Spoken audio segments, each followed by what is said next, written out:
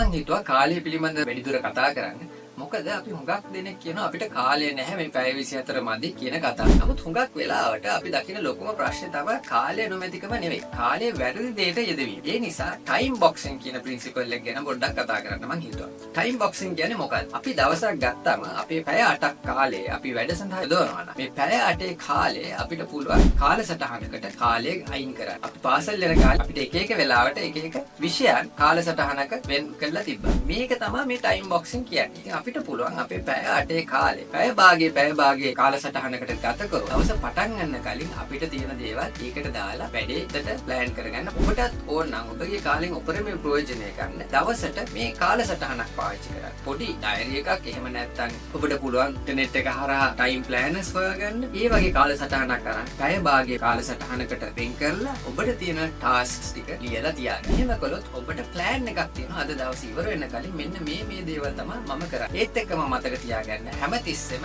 ඔබගේ to do list එකේ නැත්නම් කරන්න තියෙන දේවල් තුනකට පමණ කාලය යොදවන්න. මොකද අපි list එකේ අපි 10ක් දැම්මොත් අපිට 10 පිළිබඳව ලොකු ඉස්සරහයක් ලැබෙනවා. ඒ නිසා හැම අවස්ථාවකම තුනකට පමණ කාලය යොදවන්න. ඊට පස්සේ තුනක් ඉවර වුණාන් පස්සේ නැත්නම් ඉවර වෙන ගානට තව ටාස්ක් එකක් ඇඩ් කරගන්න. මේ විදිහට ටයිම් බොක්සින් කියන ප්‍රින්සිපල් එක යූස් කරොත් ඔබට පුළුවන් කාලෙන් උපරිම ප්‍රයෝජනයක් ලබා ගන්න.